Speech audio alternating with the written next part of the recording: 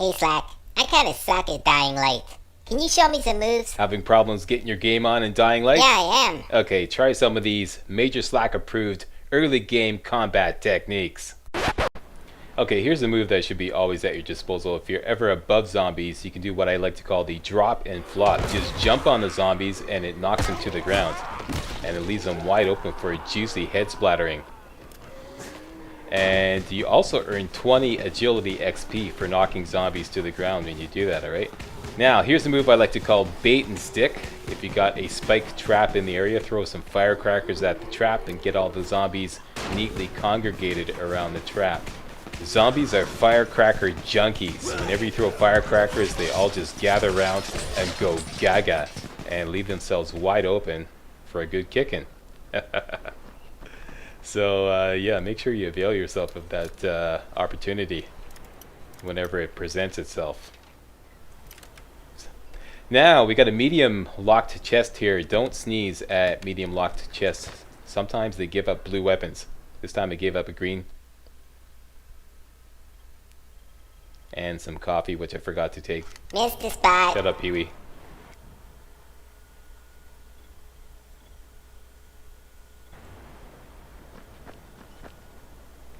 And always loot garbage cans because you have a good chance of getting some string, which is extremely valuable. You can make Molotov cocktails with string.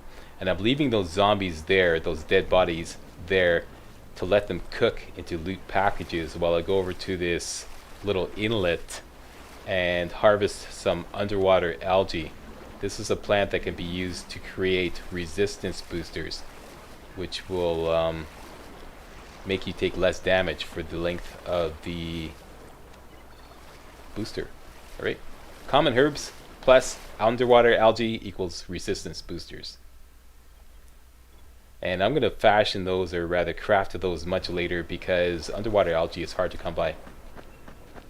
So there you go, all my dead zombies have transformed into loot packages, and I know there's another loot package behind me there. Missed the spot. Shut up, Pee-wee. Quick reminder that when I do walkthroughs, I play a lot faster than I normally play just to keep the pace of the video up. So, you know, I miss stuff. Now, here's another move I like to call the pool party. This won't, the opportunity to do this won't present itself very often, but if you are near a body of water, what you can do is just stand in the water, let the zombies come at you, and then just kick them into the water because zombies can't swim. So as soon as they do a face plant into the water, they die. Now you won't get any bonus agility XP for doing this, but you will get power XP for killing the zombie. So if you want to save on your weapon's durability, that's an easy way to kill zombies if you're near any body of water.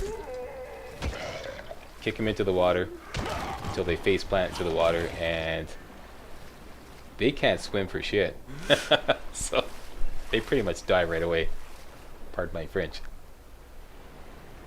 And I'm just waiting for the water to drop off my face there, drip off my face. Now I'm going to point out the location of another locked chest, which we're going to loot later on. There are no traps here, so these guys are... Here's a golden opportunity to use the drop and flop again.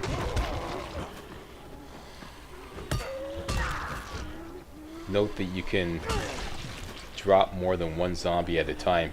Sometimes you can drop 3 if you're lucky. So rinse and repeat. You don't always have to hit the zombie that you dropped, you know, just let them lay on the ground while you grab the one that's still standing upside the head a few times. Use the strategy to your convenience. Here's a move I like to call dodge spam. If you get near a zombie, he takes a swipe at you, immediately dodge back, and you earn 20 agility XP each time he misses you.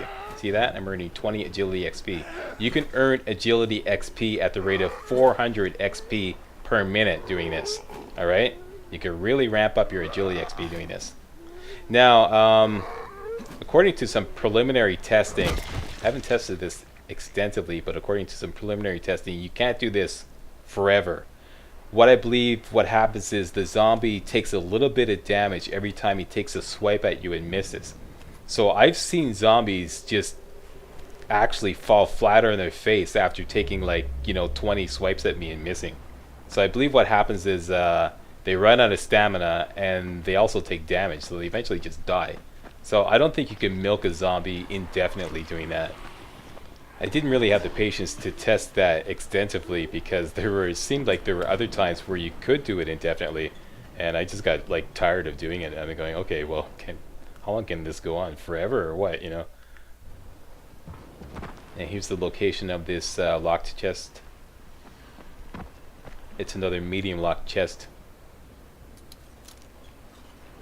Basically, you got a semicircle, and you have to test at various points around the semicircle with your lockpick. As soon as you see the lock give, you know that it's right near that point where the lock can be picked. All right, it's the exact same thing, exact same way as Skyrim and Fallout, from what I heard. I've never played Fallout, but yeah. So this time we got another green. Still good enough because it's better than a white. No traps here, so we'll have to use the drop and flop on these guys. A little dangerous to just go wading into them with our low-level melee weapon. So single out the weak guy, drop and flop, give it a nice head splattering. Always check behind you because zombies have a way of kind of like creeping up behind you. These guys, they move so slowly, but they're so damn sneaky, it's unbelievable. You know that I kind of jumped up there before I jumped down on him. You don't have to do that, but I just like doing that because it looks cool.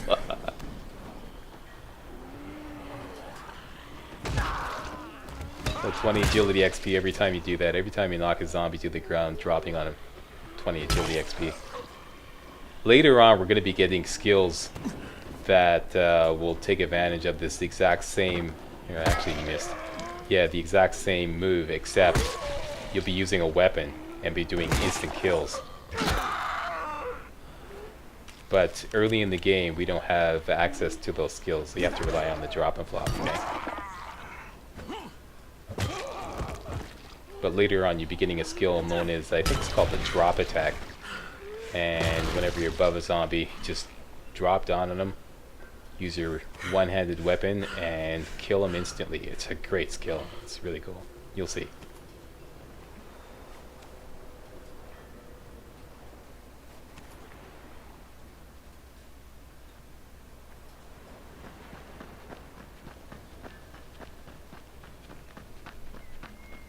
Now I'm going to show you a place where you can harvest tons of common herb.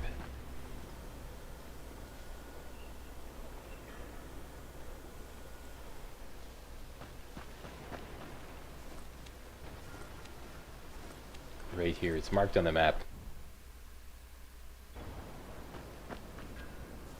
By the way, I'm Canadian, so we pronounce it herb. Okay, so before you go, you know, all pronunciation Nazi on me, that's the way we pronounce it. That's the way we and British and I believe Australians pronounce that. For us, the H is not silent. Just a little bit of preemptive troll busting there.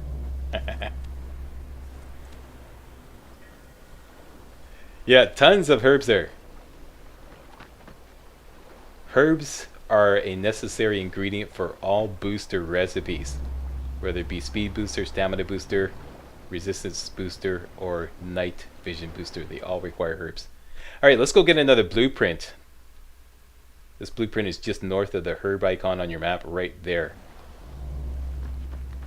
This is the Electricutter blueprint, which can be used to modify long and short knives. It's a pretty decent blueprint. It's a purple. Gives you double effect, gives you bleeding effect, and electricity effect. Creates a pretty devastating short knife. There we go, Electricutter blueprint. It's right there, so you might as well grab it. Take a look at that.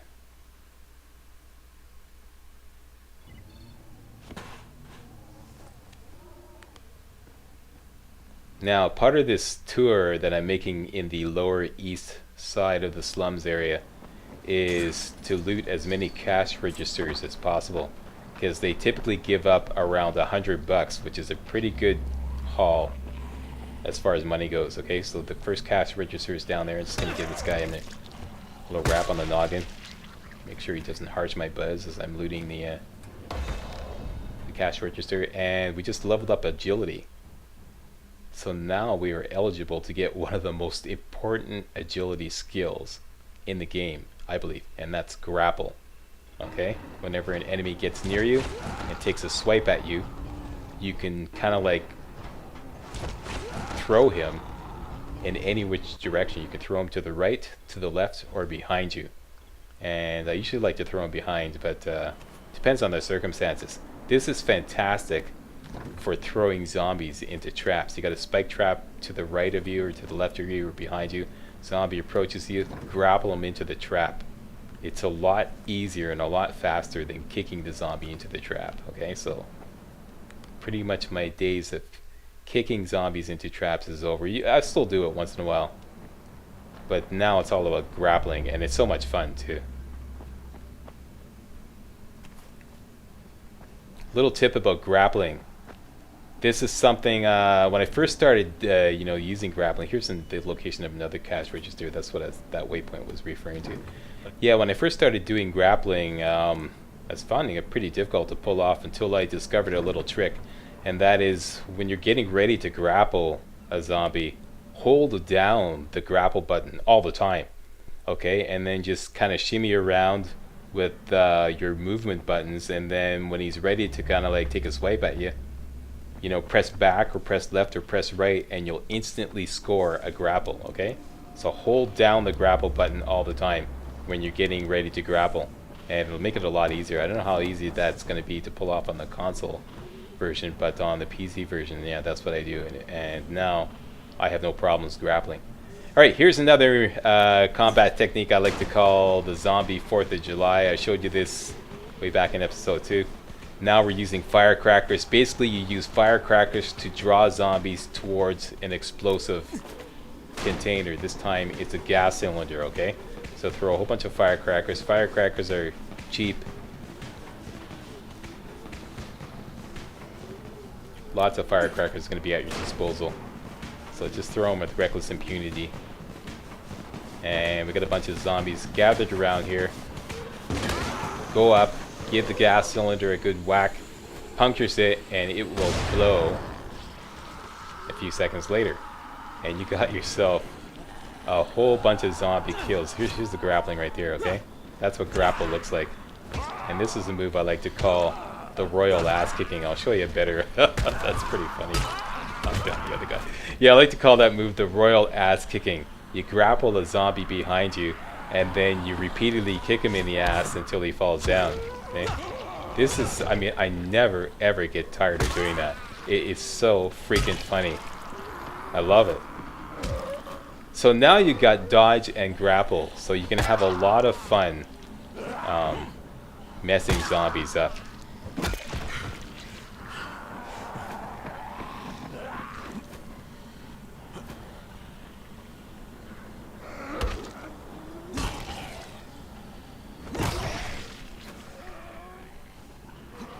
Now I just want to climb on top of this bus and regroup. Do a drop and flop on these guys, and I leveled up power. So we got a power skill point to spend. I'll talk about that in a minute.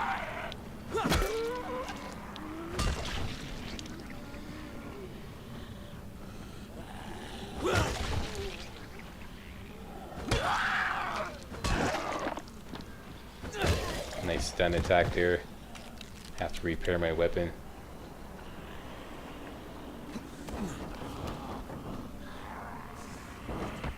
And I don't know, Mr. Fumblefingers kind of screwed that up here. I'm going to do a nice royal ass kicking, or attempt to do a royal ass kicking rather. But I think what happened here, this is what happens. Zombies, they have a stamina, kind of like a hidden stamina bar, just like Dead Island. So they just run out of gas, and they can't, like, you know. That's why he wasn't attacking me, or rather she wasn't attacking me. Okay, so power skill points. We're now at power level 3.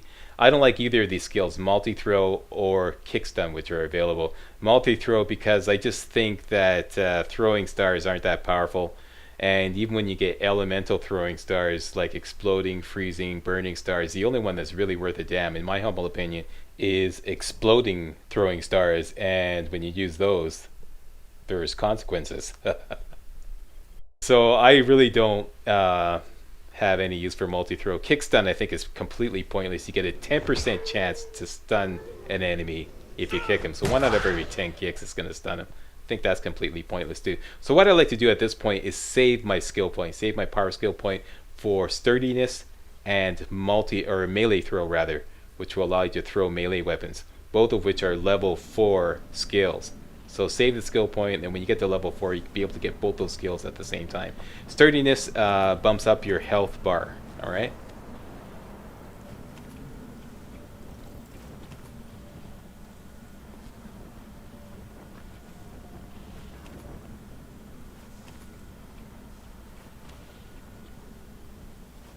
So that is it. We're coming up to near the end of this video. I'd like to thank you all very much for watching. I hope you enjoyed this. And if you thought this video was remotely entertaining, hey, you know what to do. That's right. Give the old Slackster a thumbs up. Alright, that's it. Slack is out.